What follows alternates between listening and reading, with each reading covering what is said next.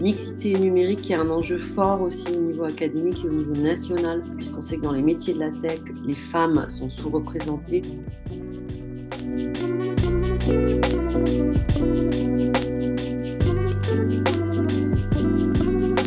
Donc je me présente, je suis Cassandra Marc, je suis, chargée de mission inclusion numérique au sein de La Mêlée, une association qui œuvre depuis plus de 20 ans dans le numérique et à travers notamment son activité, RINOC, Hub pour un numérique inclusif, qui a pour objet d'accompagner, les différentes politiques d'inclusion numérique sur le territoire de l'Occitanie.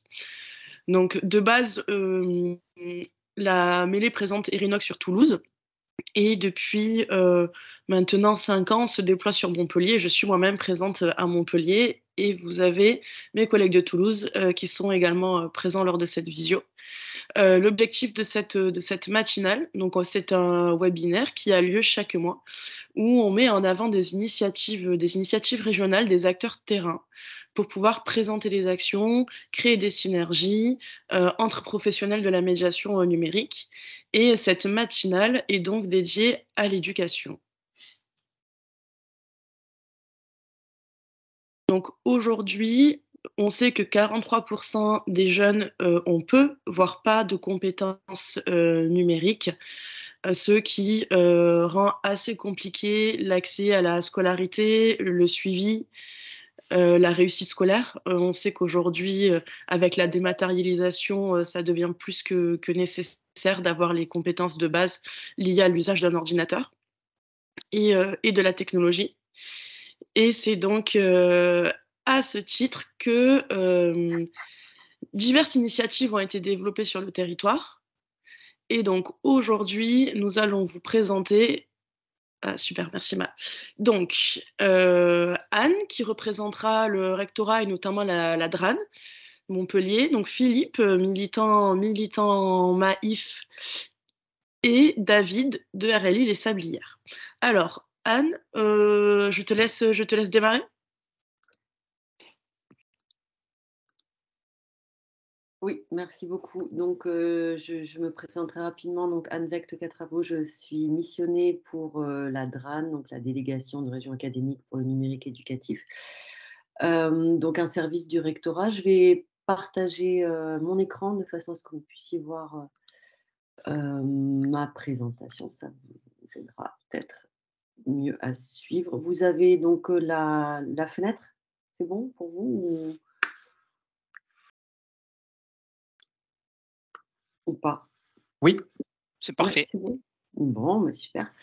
Donc, très rapidement aujourd'hui, ce que je vous propose de faire, c'est de vous présenter, ce que c'est que la DRAN parce que je pense qu'on n'est pas forcément très, très, connus. Et si on veut dans l'optique d'échanges et de partage, ça peut être intéressant d'en savoir un peu plus. Puis, je vais vous parler, rapidement aussi, des TNE, donc un des dispositifs qui est déployé par la DRAN, entre autres, hein, avec plein de partenaires, sur le 34, sur certains territoires, certaines parties du 34. Puis je vous parlerai un petit peu d'un dispositif d'accompagnement en lien aussi avec TNE 34, qui est la Maison du numérique, pour tout ça pour essayer de monter en compétence, faire monter en compétence tous les acteurs du territoire, les acteurs scolaires, institutionnels, mais pas que. Voilà. Donc, pour ce qui est de la présentation de la DRAN, donc la DRAN, c'est un service de région académique, donc Montpellier et Toulouse, hein, Est-Ouest. Je vous ai mis le site dans la présentation, vous pourrez aller le voir.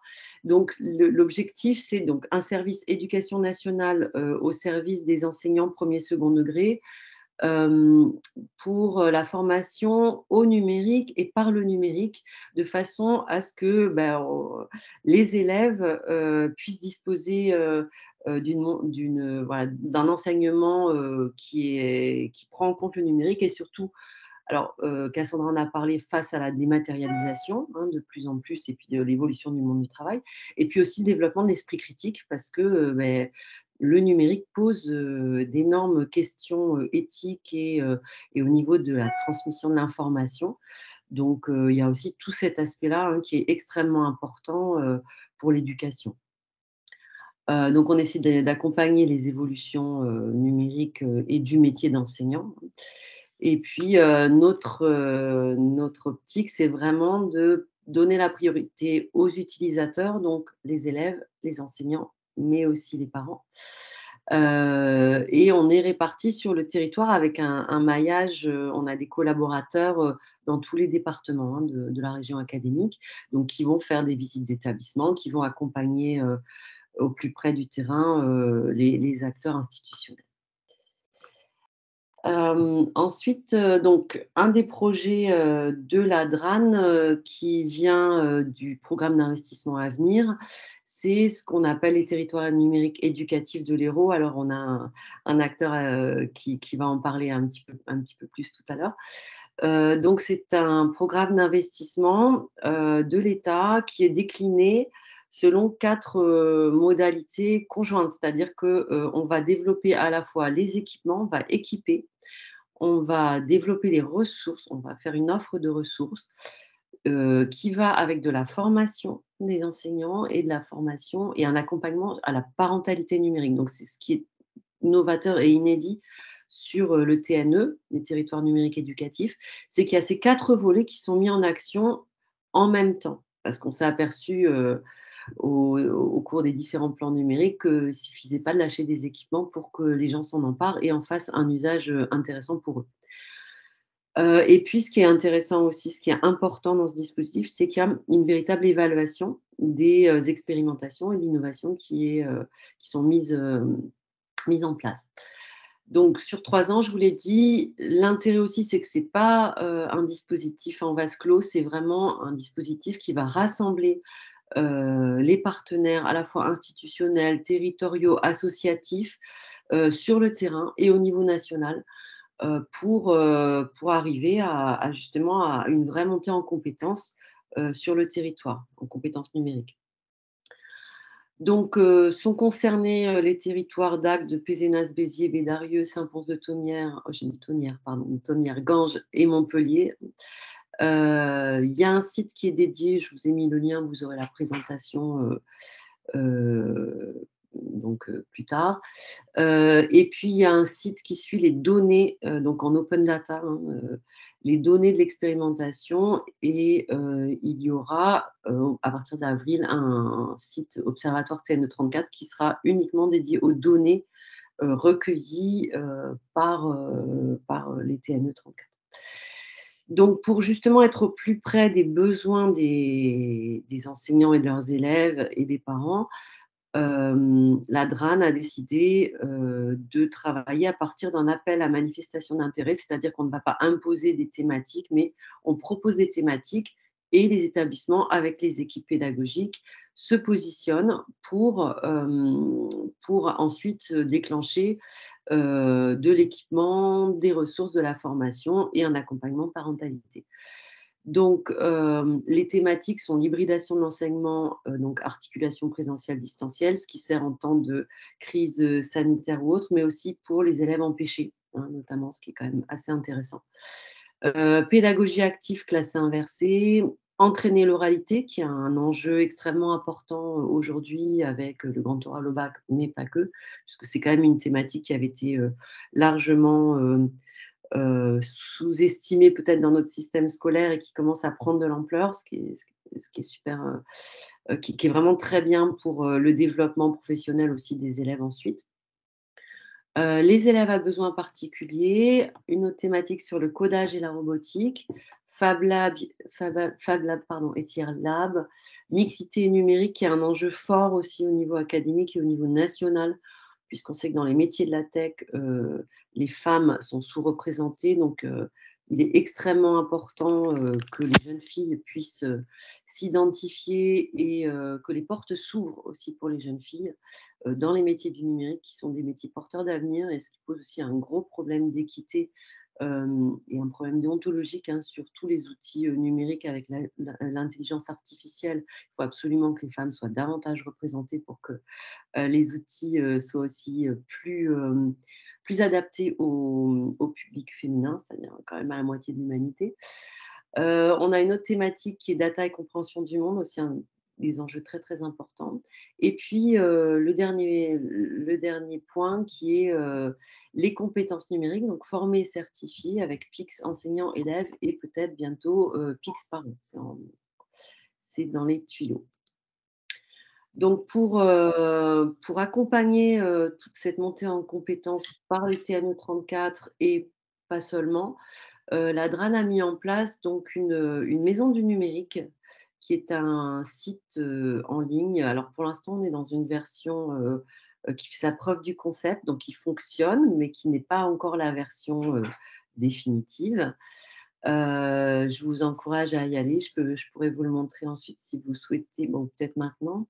Je vais voir si ça je vais voir si je peux vous ouvrir, le site. Donc il est là, je vais changer, de fenêtre et je vais vous le monde du numérique, c'est, une plateforme d'accueil donc des enseignants, de l'académie, donc avec, des propositions d'accompagnement, assez ponctuelles et assez courtes. Donc il y a des webinaires, avec des thématiques, il y a des permanences où les enseignants peuvent venir à un moment, où ils sont libres et on a des rendez-vous individuels que vous voyez ici avec des formateurs, donc des rendez-vous de 20 minutes. Heu, il y a aussi, donc une bibliothèque avec, bah, des ressources, hein, les webinaires en replay, ça va venir. Des ressources, d'usage, des usages qui sont faits en classe, qui peuvent inspirer, les collègues. On a une cuisine, c'est là où on va construire, ces cours, ces séances et cetera autour du numérique. Je vais très vite, hein. Après, on a un salon, donc qui est l'endroit où l'on cause, où on va pouvoir échanger. Et puis, on a le showroom où on va montrer ses productions et le jardin, justement, où on va faire pousser ses compétences numériques, donc notamment avec Pix. Donc, là, on indique les tutoriels, les sessions de certification, etc., etc. Donc, je vais revenir sur ma présentation qui est ici. Hop. Je repars, la fenêtre, toc, voilà.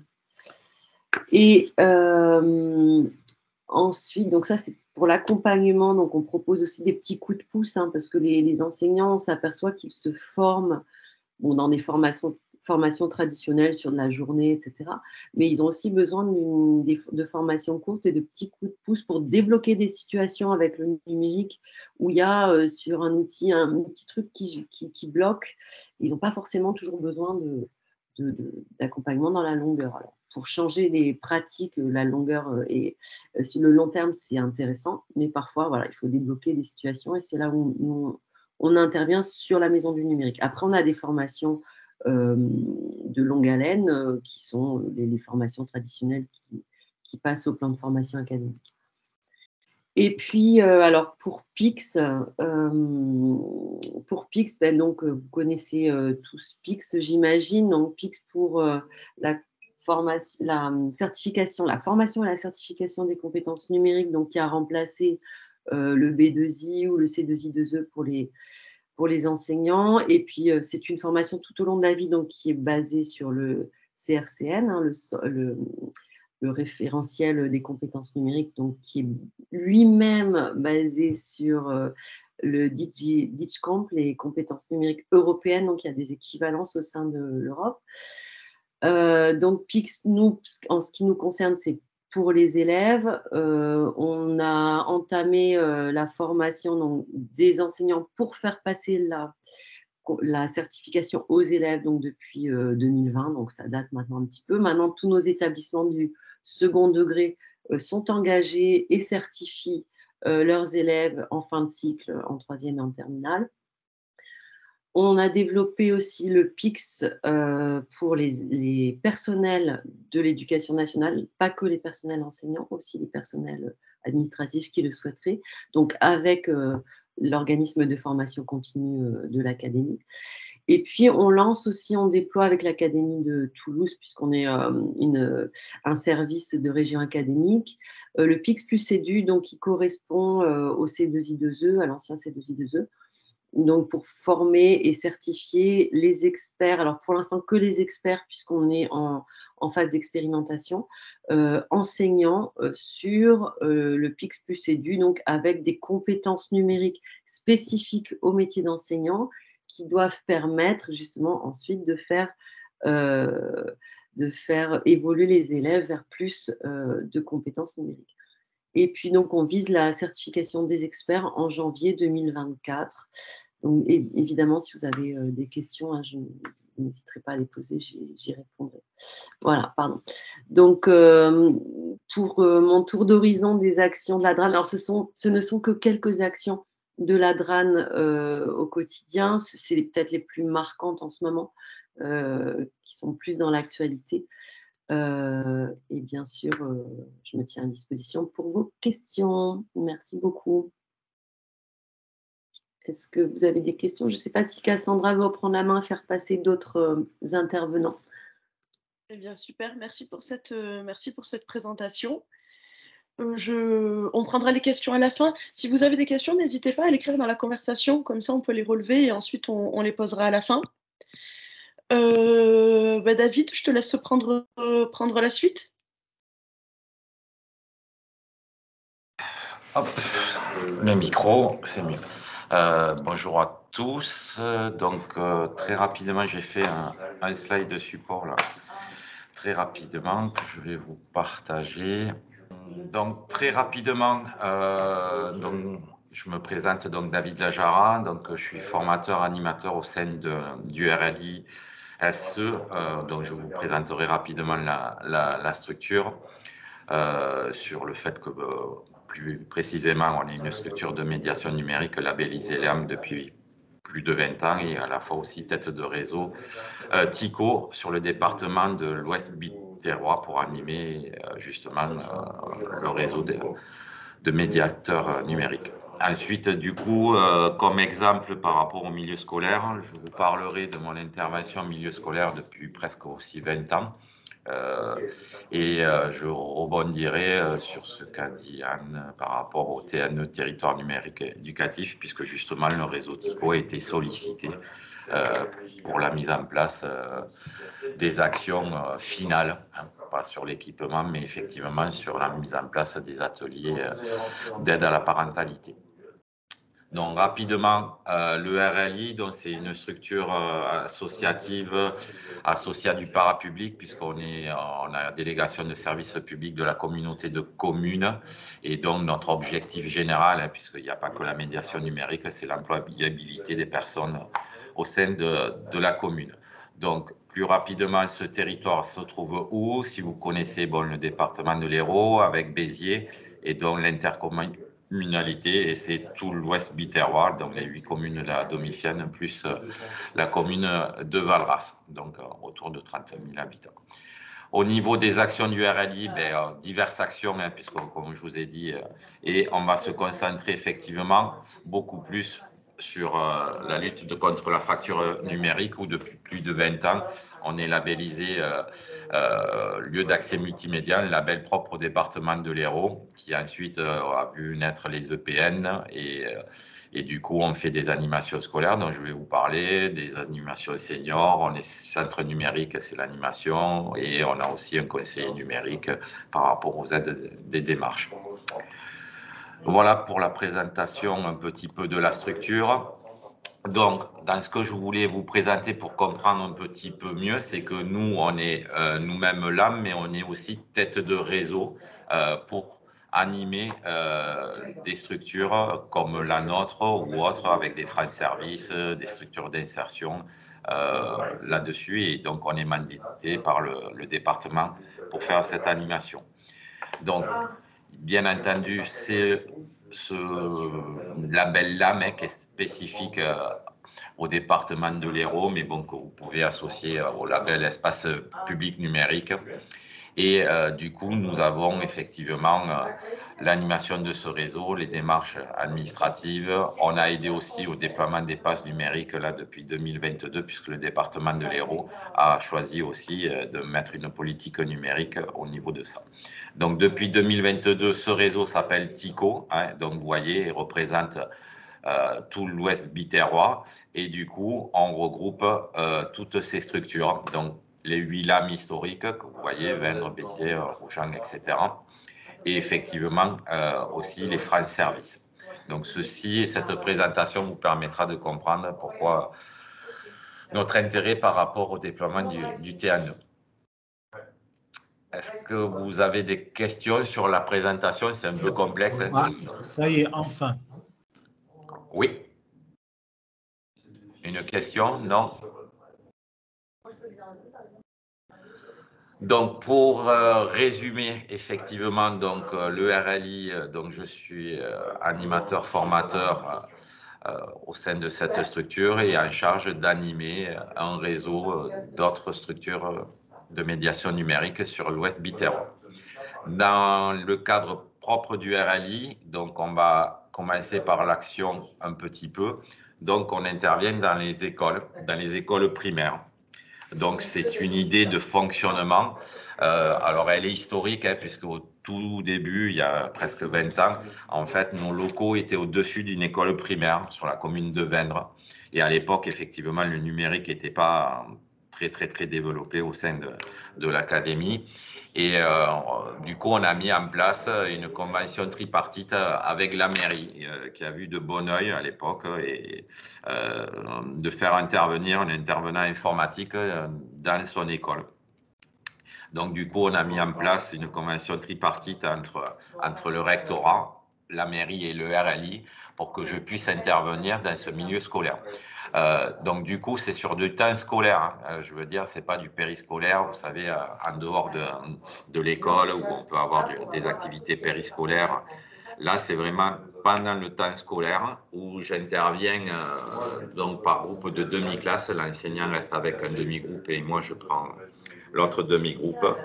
Et comme le disait Anne, à l'époque, ce n'était pas le PIC, c'était le B2I. Donc, on avait conçu le contenu pédagogique pour qu'on cale sur les compétences du B2I. On continue aussi, puisque sur les écoles primaires, le PIC n'est pas encore rentré, hein, puisque effectivement c'est au niveau du secondaire, comme disait Anne, donc ça prépare toujours effectivement aux compétences anciennement B2I qui vont les aider aussi au niveau du passage au collège et après du passage sur la certification PICS. Donc, du coup, j'interviens sur 2 écoles, puisque quelques années après, j'ai intervenu sur l'école de Cazoul, où là, j'interviens que sur, parce que c'est une grosse école, que sur les classes de CM1, CM2, alors que sur Vendre, je prends les enfants depuis le CP. Donc, c'est une idée pour des structures de médiation numérique avec des démarches des mairies, voilà, de développement. Et du coup, effectivement, on voit bien la différence entre des élèves accompagnés au numérique et sensibilisés, puisque je fais aussi une conférence sur les usages par rapport à l'utilisation du traitement de texte, où on colle avec des exposés qu'ils doivent faire en classe, etc. Puisque si moi je vois une évolution, c'est qu'effectivement, il y a pas mal de compétences numériques par rapport aux jeux, etc. Mais effectivement, on voit bien que beaucoup de jeunes sont éloignés des compétences de base, que sont le traitement de texte, etc., pour leur insertion professionnelle par la suite, les exposés. Et le fait qu'ils soient formés dès le plus jeune âge leur permet très rapidement d'avoir des compétences et une autonomie là-dessus. Donc voilà un premier exemple d'intervention en milieu scolaire, voilà, avec quelques illustrations. Je suis allé récupérer vite fait quelques slides de notre Assemblée Générale où on présente les actions. Voilà.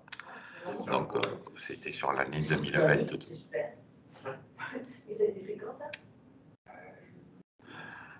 Donc, autre exemple de possibilité d'intervenir au niveau de l'éducation des jeunes. Donc, on en a parlé, et donc c'est un exemple concret, c'est qu'effectivement l'Académie et l'État, au niveau de l'État, a retenu des territoires pour mettre en place des territoires numériques et éducatifs, et le département de l'Hérault a été retenu. Donc, ils ont plusieurs objectifs, l'équipement, effectivement, donc Donc, vous avez la carte ici des territoires retenus. Et donc, effectivement, pour mon territoire, ça en concerne pas mal, puisqu'effectivement, vous voyez, à part Lunel, Sète et Montpellier, j'ai la possibilité, effectivement, tous ces territoires sont sur le territoire que j'anime. Donc, l'idée, c'est qu'on a été contacté par Marion Guigue du CRIJ, qui, elle-même, est en charge, en partenariat avec l'Académie, de mettre en place, effectivement, le point final qui est l'accompagnement à la parentalité. Donc, du coup, comme sur le département de l'Hérault, il y avait connaissance de ces réseaux, elle est rentrée en contact avec nous, tête de réseau. Et du coup, on a relié l'information par rapport aux structures qu'on anime pour ces territoires. Donc, dans un premier temps, Béziers, Agde, Pézenas, où vous voyez que dès fin janvier, il y a une réunion pour réunir les acteurs du territoire pour mettre en place effectivement des ateliers à la parentalité, avec un premier temps un financement de formation. Donc effectivement, l'Académie et donc le CRIJ vont mettre en place une formation pour où les médiateurs numériques des structures intéressées pourront participer pour être vraiment ciblés sur ce public parents et enfants. Et ensuite, il y aura un financement aussi de ces ateliers, et non via les chèques haptiques, puisqu'il y avait aussi, nous, la possibilité, puisqu'on déploie les passes, de mettre des ateliers, puisque c'est un public prioritaire aussi via les chèques haptiques. Mais là, ça sera un financement direct sur l'action TN 34. Donc, des réunions d'information sur les 3 premiers territoires, à savoir Agde, Pézenas et Béziers. Ça y est, le lieu a été déterminé pour la réunion du 7 mars. Voilà. Donc, si vous avez des renseignements, si ça peut vous intéresser, voilà, ou s'il y a des structures qui sont un peu plus sur Lunel, Montpellier et Sète, voilà, c'est aussi une possibilité de rentrer dans ce fonctionnement et d'inclure vos animateurs, les former à la médiation de la parentalité au numérique, avec une formation qui sera dispensée et la possibilité d'un financement pour la mise en place d'ateliers sur le territoire. Voilà sur les exemples. Après, je vous ai parlé un petit peu des passes numériques. C'est un autre exemple. C'est vrai que ce n'est pas que ce public-là, mais sur le déploiement des passes numériques, on est actif aussi avec le département de l'Hérault. C'est quoi? C'est des chèques haptiques, un peu comme les tickets restaurants, et le département a investi avec un cofinancement de l'État sur des chèques qui distribuent à 3 publics prioritaires, à savoir les seniors, plus de 60 ans, leurs bénéficiaires du RSA, mais aussi les jeunes de moins de 26 ans, puisqu'effectivement, on s'est aperçu que, oui, ils sont nés avec le numérique, mais sur certaines compétences de base, il y a des lacunes qui pêchent par rapport à l'éducation, mais aussi par rapport à leur insertion professionnelle. Donc, du coup, il y a la possibilité aussi de mettre en place des ateliers financés par ces chèques pour des jeunes de moins de 26 ans. Il y a quelques actions innovatrices qui sont faites, il me semble, sur le Gangeois, dans ce sens-là, avec les MLI et le CRIJ. Donc voilà, un petit peu des exemples un peu plus concrets par rapport à la médiation numérique et à l'éducation au niveau des jeunes. Super, eh bien, merci beaucoup David pour cette présentation et toutes ces activités que tu nous as proposées.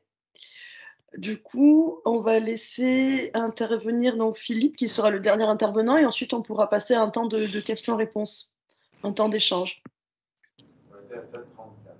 Bonjour. Alors, si je partage le document, est-ce que vous le voyez?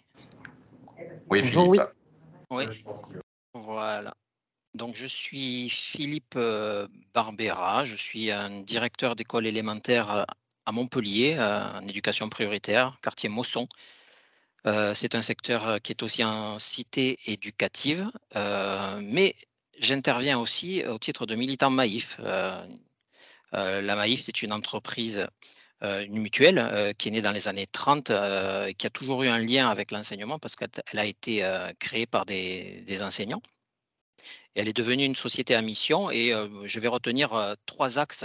Il y a un axe social qui consiste à contribuer à une société plus solidaire. Il y a un axe environnemental qui consiste à contribuer à la transition écologique et il y a un axe économique qui consiste à promouvoir des modèles d'entreprise à impact positif. Ce qui va nous concerner aujourd'hui, c'est le premier axe, c'est l'axe social. C'est dans cet axe que l'on place les solutions éducatives, le numérique éthique, la prévention, avec par exemple l'association Prévention Maïf, qui a des antennes locales. Il y a une antenne à Béziers, par exemple, je le dis pour David, il y a une antenne à Montpellier, il y a des antennes partout en France. Et nous, les militants Maïf, on est 700. Pour dire un petit mot supplémentaire sur la Maïf, il y a 4 millions de sociétaires, il y a 7000 salariés.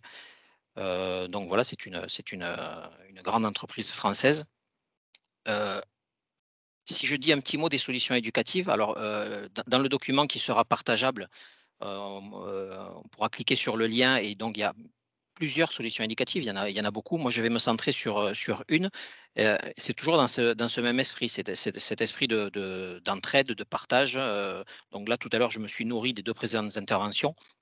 Peut-être que cette solution pourra contribuer à développer des outils, que ce soit dans l'Ouest biterrois ou que ce soit au niveau de l'académie ou que ce soit, comme nous, on a commencé à le faire, par exemple, avec le CREPS à Montpellier. On a été invité par le CREPS parce qu'ils étaient intéressés plus particulièrement pour l'assistance scolaire auprès de jeunes qui sont en internat, qui sont des futurs sportifs de haut niveau, qui sont déjà des sportifs de haut niveau et qui parfois vont dans des compétitions, donc vont manquer des cours, que ce soit au collège, que ce soit au lycée, qui parfois vont être en difficulté et donc forcément pour l'équipe d'assistance du CREPS, l'équipe des profs, l'équipe des encadrants, il y a une difficulté de suivi de ces élèves-là. Donc nous, on n'a pas de solution miracle, mais on a pensé que cette solution d'assistance scolaire en ligne pouvait être un appui pour ces jeunes qui parfois sont en rupture scolaire, pas forcément en décrochage, mais parfois en rupture. Donc je passe rapidement, hein. Là sur cette diapo, vous pouvez voir s'inscrire gratuitement. Ça, c'est très important parce que c'est une plateforme qui est gratuite, mais c'est pas gratuit, pour quelques essais avant que ça devienne payant. C'est gratuit du début à la fin et de la maternelle jusqu'au bac. Donc il y a des outils, donc ça fait partie des engagements sociétaux de la mutuelle. Donc il faut s'adresser au grand public et s'adresser au grand public de la manière la plus ouverte qui soit, c'est-à-dire, c'est vraiment gratuit. Il y a vraiment un essai, d'engagement sociétal. Heu, Si on s'inscrit, donc c'est très simple, hein, il suffit de cliquer sur s'inscrire, gratuitement. Ensuite, on obtient un écran, pour lequel on peut, sur lequel on peut se connecter en tant qu'élève, en tant qu'enseignant, mais aussi en tant que, par exemple, responsable d'établissement, un directeur d'école qui voudrait gérer des groupes d'élèves sur le temps périscolaire, par exemple, pourquoi pas? Mais ça peut être une association, ça peut être une collectivité. Et ça peut être un parent qui a plusieurs enfants à plusieurs niveaux différents et qui peut se connecter. Si je passe voilà, quand on est enseignant, on a accès à des ressources, des fiches en histoire par exemple, on a une collègue militante qui est prof agrégée d'histoire et qui s'est connectée pour vérifier un petit peu le contenu, en histoire-géographie et elle était assez impressionnée, de trouver des modules quasiment complets, sur l'histoire et la géographie au niveau du lycée. Voilà, donc là, il y a quelques exemples, aussi de ressources pour les élèves et si je passe un écran supplémentaire, j'essaie de vous donner des repères un petit peu concrets. On obtient une sorte de tableau de bord. Alors il y a le tableau de bord français, le tableau de bord maths avec, le niveau d'avancement des exercices, avec un niveau de réussite ou une moyenne et cetera. Donc ça, c'est on va dire, c'est pas le plus important. Et on voit aussi qu'il y a la possibilité, d'aller se promener dans les niveaux en anglais, en allemand, ou en espagnol. Alors là, j'ai pris juste une capture d'écran pour qu'on voit le début du détail de certaines, compétences, voilà, lecture, compréhension de l'écrit, mais on pourrait dérouler le menu en vocabulaire, grammaire, conjugaison, donc ça, c'est pour la partie français. Et là, je peux vous illustrer ce site parce que je l'ai aussi testé en tant que directeur d'école. Alors je vous ai dit, je suis en éducation prioritaire Et avec les animateurs en service civique au titre de la cité éducative, on a testé un rendez-vous hebdomadaire, un petit peu à la façon café des parents, salon des parents. Donc, c'est tous les jeudis à 14 heures. Et on présente une solution numérique, on présente un outil numérique. Alors, ça peut être, par exemple, EduConnect pour les parents, ça peut être le site de la DSDEN avec l'espace dédié à la carte scolaire, l'outil Géocéane pour, à partir de l'adresse, trouver le collège de secteur. On essaie de trouver des centres d'intérêt pour les parents et on essaie de montrer que le numérique éducatif ou en lien avec l'éducatif est, est précieux et presque indispensable, presque incontournable. Donc là, alors on est plutôt dans le domaine de la parentalité et parmi les outils qu'on a présentés, quand on a présenté cette plateforme d'assistance scolaire personnalisée, on a eu l'impression que ça plaisait. Donc il y a des parents qui nous ont demandé d'inscrire leurs enfants, il y a des parents qui nous ont demandé d'aller un petit peu dans le détail des compétences. Donc ça, on peut le faire parce que c'est un temps dédié et on peut mesurer un petit peu l'audience de tel ou tel outil. Voilà. Par exemple, il y a un autre outil qui m'a marqué, même si parce que j'observe ça en tant que directeur d'école, c'est le site de la médiathèque de quartier où, par exemple, on peut aussi trouver une plateforme d'assistance scolaire en ligne. Donc voilà, il y a pas que l'assistance scolaire Maïf, il y en a sûrement plein d'autres, mais moi j'en présente une parce que je la connais, que je peux l'éprouver, un petit peu sur mon temps aussi, professionnel. Voilà, j'en profite pour présenter, très rapidement d'autres outils en lien avec le numérique, éducatif ou le numérique éthique. Il y a une plateforme dédiée qui s'appelait Medata et moi et qui désormais s'appelle Numérique Éthique. Et sur cette plateforme, on peut inviter les usagers, alors parents ou pas, hein, mais les usagers, ça peut être très bien les professeurs, parce que nous aussi, les professeurs, on a besoin de se mettre à niveau sur pas mal de sujets. Par exemple, sur créer un mot de passe, comprendre quels sont les divers réseaux sociaux. Alors, quand on a un ado à la maison, on entend parler de TikTok, mais on n'est peut-être pas acculturé à TikTok. Peut-être que là, sur cette plateforme, il y a matière à se documenter un petit peu sur le numérique en général et sur le numérique éthique en particulier. Beaucoup de jeunes se connectent sans savoir se protéger tout simplement sur Internet. Et ça, c'est quand même un enjeu et on n'apprend pas trop ça, hein. Sur le savoir rouler à vélo, par exemple, on a plein d'étapes à l'école et jusqu'au moment où on va passer le code ou le permis. Mais sur le numérique, c'est beaucoup plus, on va dire, beaucoup plus mouvant, beaucoup plus flou. Et on a besoin de franchir des paliers là-dessus. Un autre exemple des outils Maïf, euh, alors j'ai pris un exemple de conférence. En fait, il y a des conférences qui sont données un petit peu partout sur le territoire, dans tous les domaines des engagements sociétaux. Donc j'ai pris un exemple de l'impact du numérique. C'est une journaliste spécialisée qui s'appelle Juliette Duquesne. Donc elle a donné cette conférence quelque part en France. La conférence a été captée et ensuite elle a été mise à disposition de tous les sociétaires sur le site Maïf.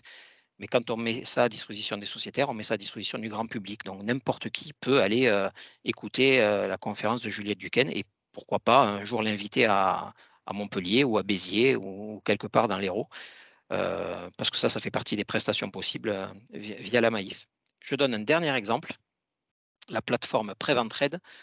Donc ça, c'est quelque chose qu'on trouve sur le site de l'association Prévention Maïf. Donc l'idée, c'est euh, l'acculturation au risque majeur, l'entraide en cas de risque majeur, en cas d'événement climatique, alors ça dépend de l'endroit où on habite, hein, feu de forêt, avalanche, mouvement de terrain, risque technologique, inondation. Donc au-delà de cette présentation, quand on est sur le site Préventraide, on peut aller chercher des documents qui peuvent être des vidéos, qui peuvent être des fiches. Donc, ça peut être directement utile pour des enseignants et après, pourquoi pas pour des parents, pour des associations. Et il y a un aspect dans cette acculturation au risque majeur, il y a un aspect ludique où, par exemple, maintenant, on commence à trouver des, des escape games, par exemple, à faire en ligne. Alors, pourquoi pas en classe, pourquoi pas sur un temps périscolaire, pourquoi pas sur un temps d'association, mais voilà. Donc, ça, on en fait un petit peu un partage d'informations via les réseaux sociaux, parce que ça peut concerner n'importe quel enseignant sur n'importe quel territoire. Voilà, j'en ai terminé. Super, eh bien merci, merci beaucoup, Philippe. Du coup, on va passer au temps d'échange. Est-ce que certains d'entre vous, auraient des questions, souhaiteraient s'exprimer?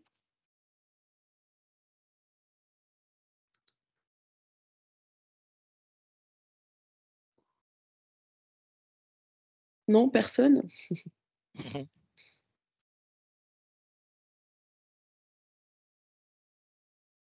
Non, peut-être, bonjour à toutes et à tous, dire un petit mot, c'est la première fois que je participe au matinal de l'inclusion, donc Pascal Azéma pour le GRAD Occitanie. Je coordonne un réseau d'ambassadeurs, ambassadrices pour un nouveau service public du numérique en santé.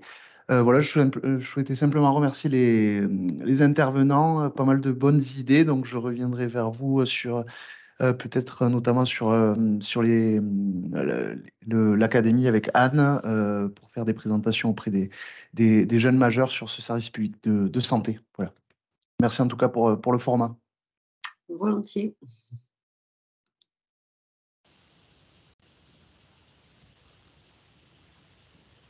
Est-ce que peut-être parmi les participants, vous souhaitez aussi mettre en avant des initiatives que vous mettez en place?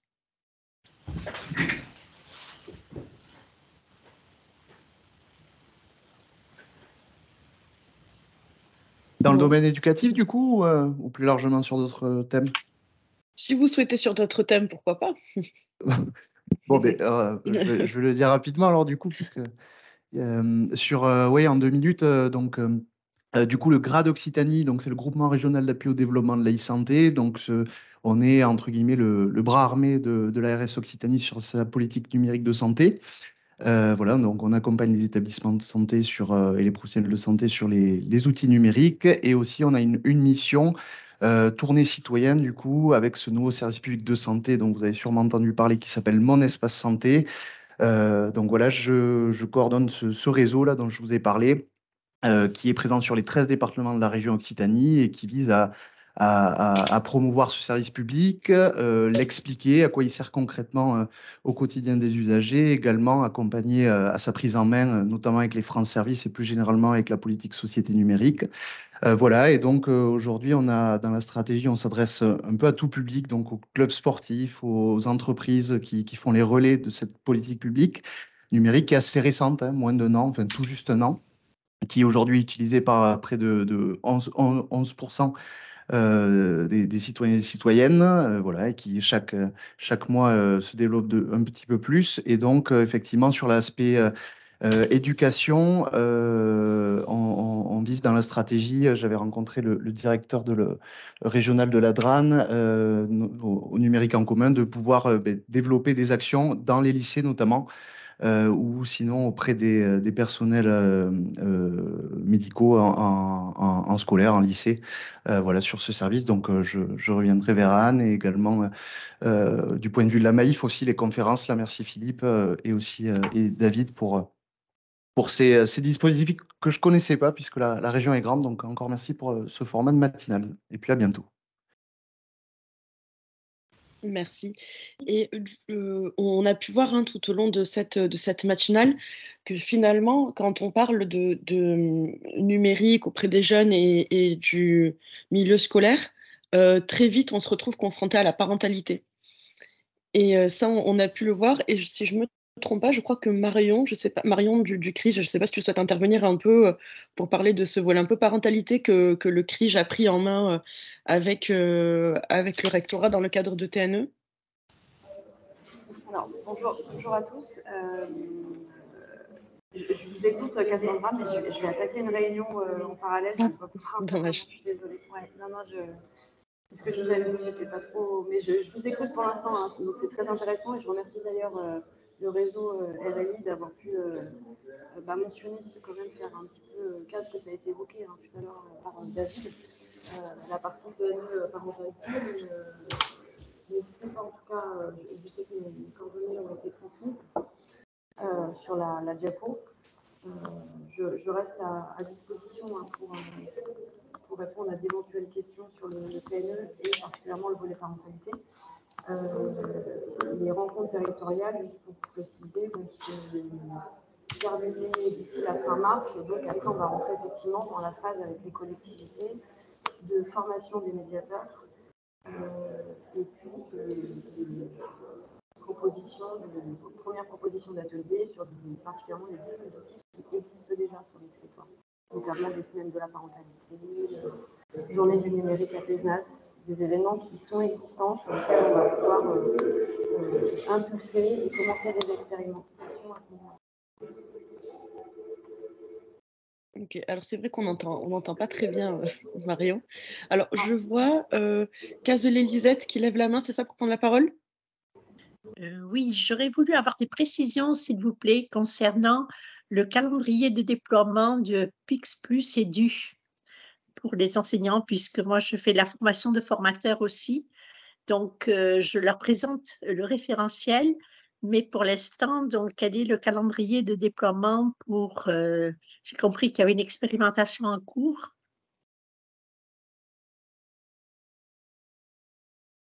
Oui, je pense. Vous m'entendez? Oui, Tout donc à on est fait. en train de oui, on est en train de le mettre en place parce que, c'est une expérimentation qui est en cours. Donc pour l'instant, on va s'adresser uniquement aux enseignants qui ont la vocation à devenir experts. C'est-à-dire qu'on va s'adresser à tous, mais on va devoir sélectionner, uniquement, ceux qui vont passer la certification niveau expert. Donc, là, on commence, au niveau de la DRAN, hein, on va commencer après les vacances, puisque là, on est en période de vacances scolaires, à faire cette proposition aux enseignants, puisqu'on a quand même pas mal d'enseignants sur le territoire.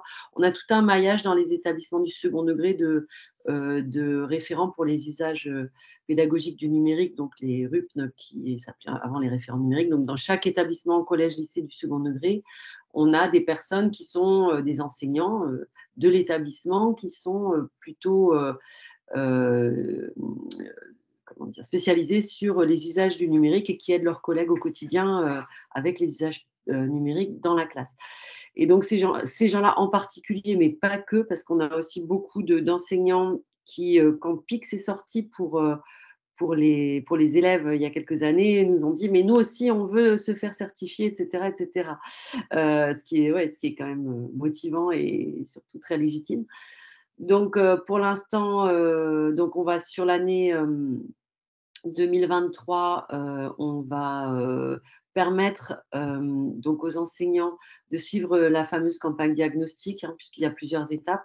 Et à partir de ce diagnostic-là, on va en sélectionner une vingtaine pour l'instant, hein, puisqu'on est vraiment en phase d'expérimentation et qu'on va aider, sur les parcours d'entraînement, qu'on va accompagner de façon à pouvoir, ensuite, passer le deuxième parcours qui s'appelle Prêt pour l'assertif, qui va être là le parcours qui va vraiment décider, qui va permettre de savoir si vraiment on est prêt pour se faire certifier.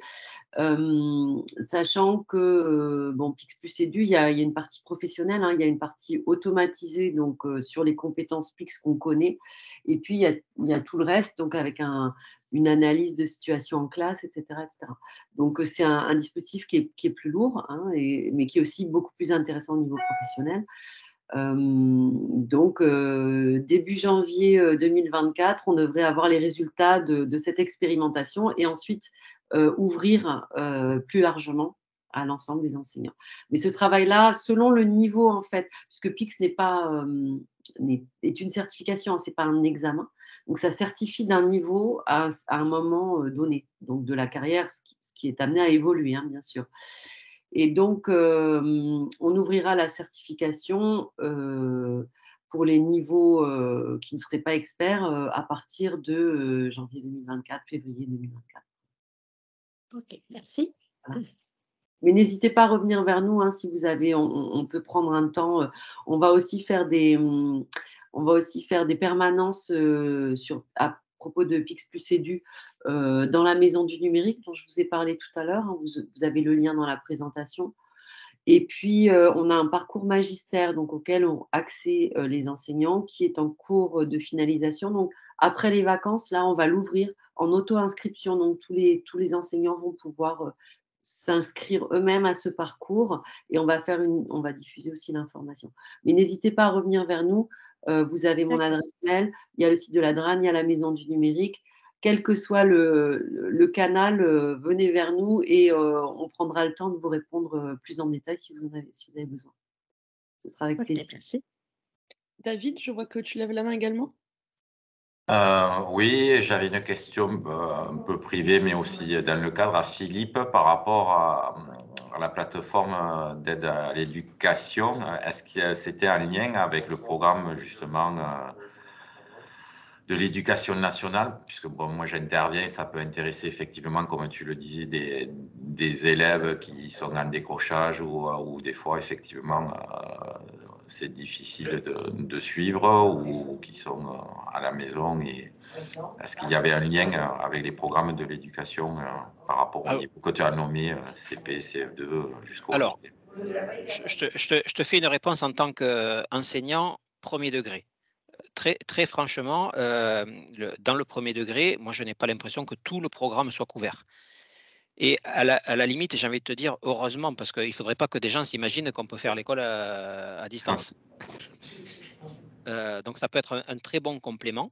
Ça peut être un très bon outil. Voilà. Après, sur ce qui est du lycée, j'ai fait une petite allusion tout à l'heure. J'ai une collègue militante qui est prof agrégée en histoire géo. Et elle, quand elle a survolé les programmes d'histoire et de géographie, elle a été assez impressionnée par la qualité de ces modules-là. Voilà, donc c'est un autre regard. Moi, je suis moins spécialiste du second degré, forcément. Mais voilà, je te fais une double réponse. Oui, donc après des ressources sur Internet, on peut en trouver effectivement des aides. Ça permet peut-être de structurer, de ne pas s'éparpiller, d'avoir tout au même endroit pour un suivi. Exactement. Ouais. J'ai l'impression que tout à l'heure, quand on parlait de parentalité, j'ai l'impression que ce qui rassure un petit peu les parents, ce qui plaît aux parents quand on présente ce type de plateforme, c'est qu'on a tout au même endroit. Et on n'a pas créé ses propres documents. Ça existe déjà. C'est peut-être incomplet, mais ça existe déjà. Et quand on a plusieurs enfants, ça couvre de la maternelle jusqu'au bac. Et il y a même une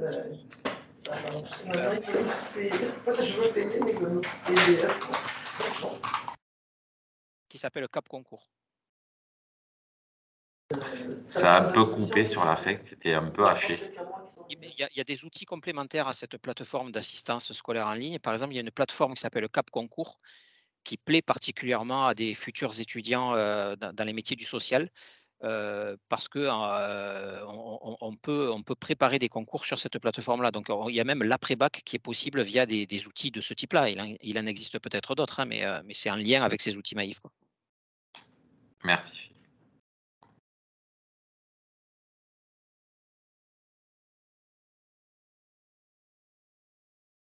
Super. Est-ce qu'on a d'autres questions?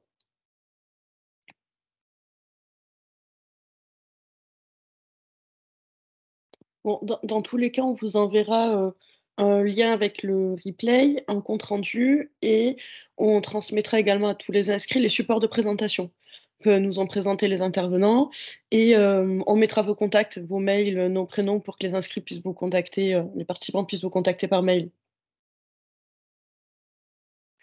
Super. Eh bien, écoutez, s'il n'y a plus de questions ou d'échanges, je vous propose de clôturer ici ce webinaire. Il est 10h04, donc c'est parfait. Merci beaucoup.